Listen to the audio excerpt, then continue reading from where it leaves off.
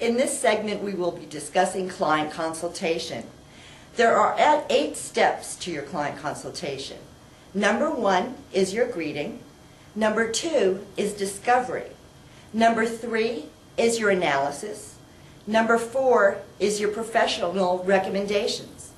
Number 5 is compromise. Number 6, execution.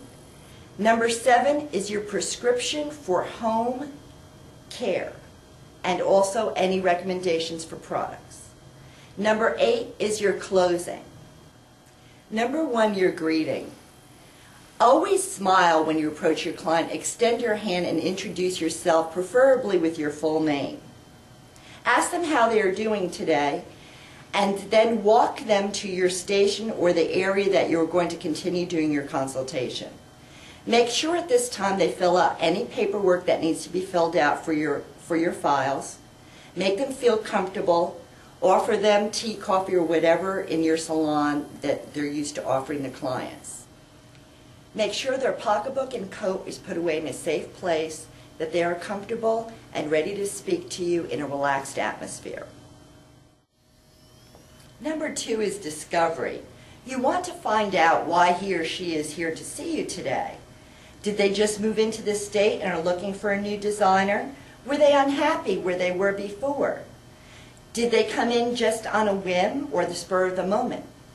Next, you want to ask them what it is they like or do not like about their hair right now.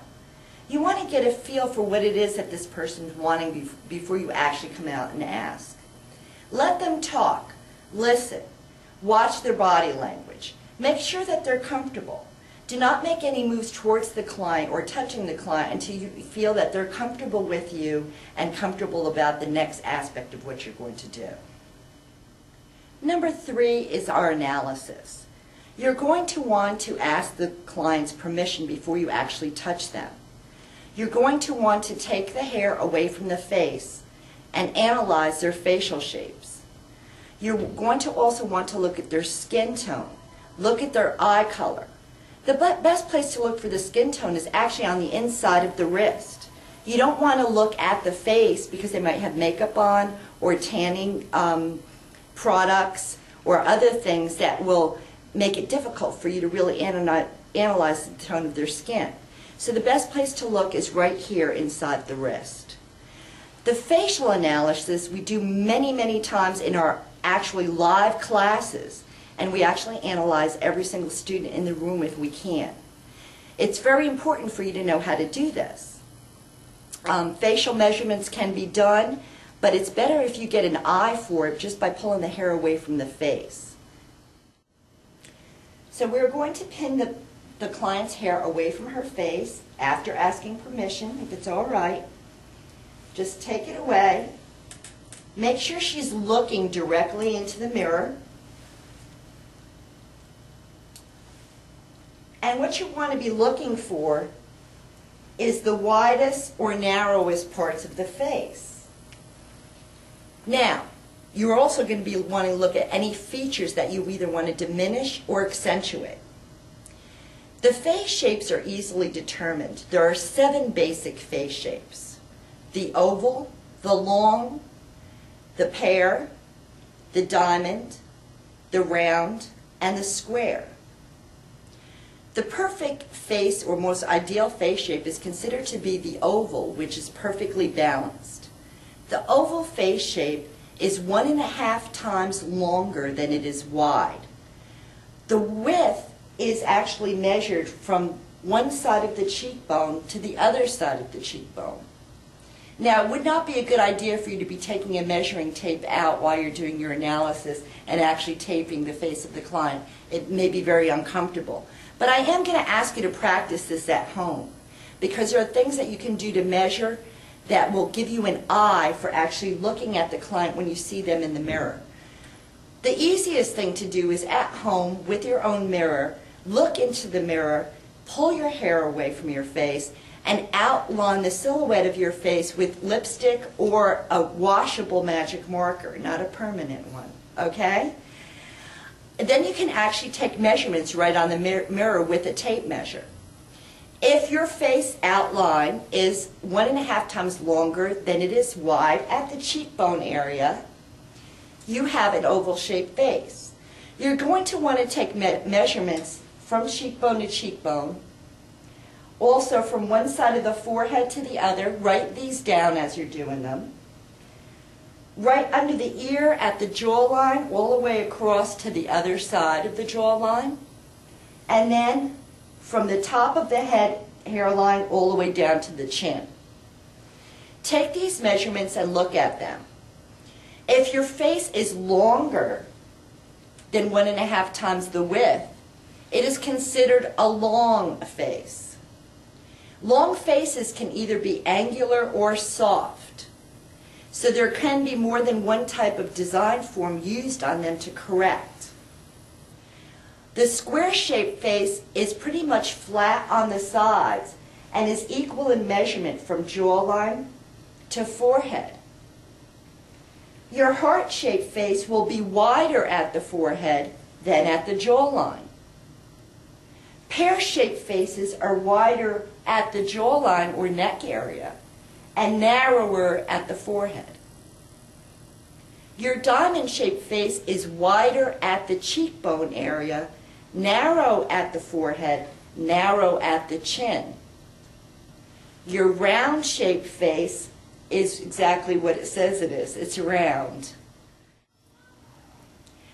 If your face is longer than 1.5 times its width, then your face would be considered long. It can be either angular or soft, so therefore it can use more than one design shape to correct it. Here you will see we're using either design form which is diamond shaped or a round design shape to correct a long face.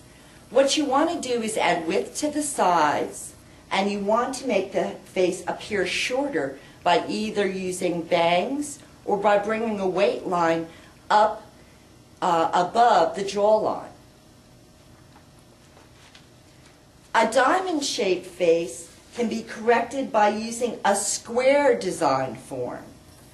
This will give width to the forehead and chin, which are narrow, and it will diminish the fullness at the cheekbone area. As you can see, our little dashed lines showing you a square or rectangle, as long as it's this kind of form on a diamond-shaped face.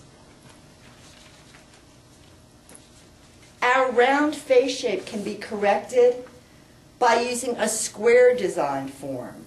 This will give also a more angular look to a very, very soft face shape. This face shape does very well with precision cuts or geometric cuts, which will actually give it more of a jawline and a little bit harder edge to very, very soft looking face shape.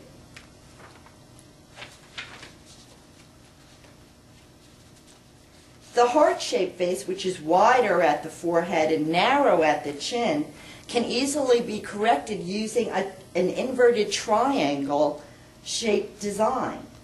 You want to put the fullness or the weight line below the jawline at the chin area, and you want to minimize any weight or fullness at the forehead or the top of the head. The pear-shaped face has just the opposite problem. There's a lot of fullness at the jawline and a very narrow forehead. An inverted triangle will help this very, very much. You want to add as much fullness as you can to the top. With this particular face shape, I also want to bring your attention to the fact that if you're going to put fullness at the top of the head, make sure that its width goes beyond the widest part of the face. If you just give them a short haircut and are inside this area here on the top of the head, you will not be augmenting the size of the jaws or the chin area. The square-shaped face is very angular. It and the diamond-shaped face are the two angular-shaped faces that we have. They actually, the opposite always corrects them. So you want to put a diamond-shaped form on a square-shaped face to augment the very angular jawline and forehead. Square-shaped faces are usually flat from the jawline to the forehead on the sides. You can actually put your comb right on the sides of the head, and you can see that they're flat. The cheekbones don't come out past the jawline or the forehead area. You want to put a little fullness to the sides, some fullness on the head, and you want to take away attention from that jawline if you can. So you're going to want to minimize that area here. The oval-shaped face, they say, can wear any hair design. What I'd like you to realize about the oval-shaped face is it will tend to take on the attributes of the design form that you place on it. So if you put a square-shaped form on it, it's going to look more like a square-shaped face. If you put a round shape, it's going to look more round. So I would pay careful attention to that, and also looking at the other features on an oval-shaped face to make sure you're not accentuating something on the face itself that you do not want to. So still be careful even if the person has an oval-shaped face. Number 4 is recommendation, your professional recommendation. After analyzing the face, please do remember that the eye is always attracted to where the fullest part of the design is in any hair design. In other words, that is where people are going to look at your client. So when correcting these shapes, remember you're putting fullness where you want people to look at the person.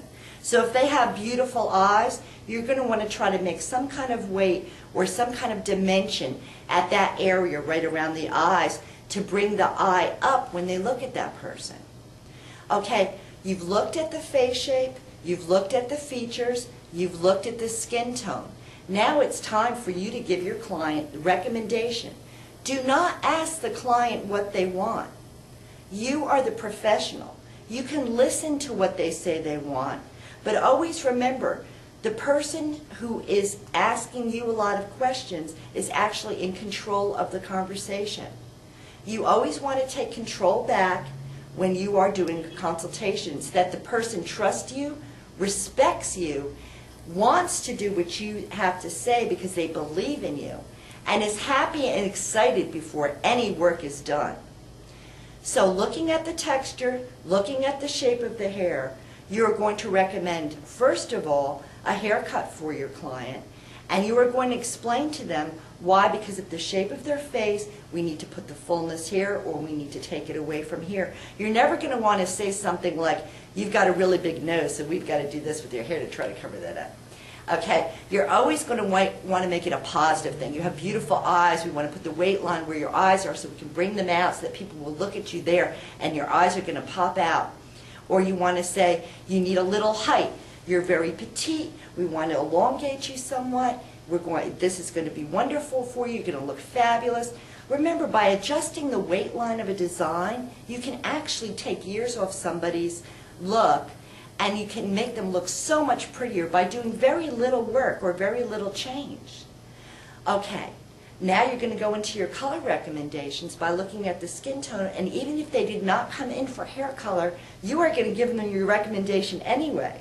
Because 9 times out of 10, once you do that and they're excited and they like what you're saying, they're going to say, do you have time to do that now? And you've got a little bit more services put on your book today than you thought. Number 5 is your compromise. Now, you may have to compromise on what would be ideal for this client for a couple of reasons.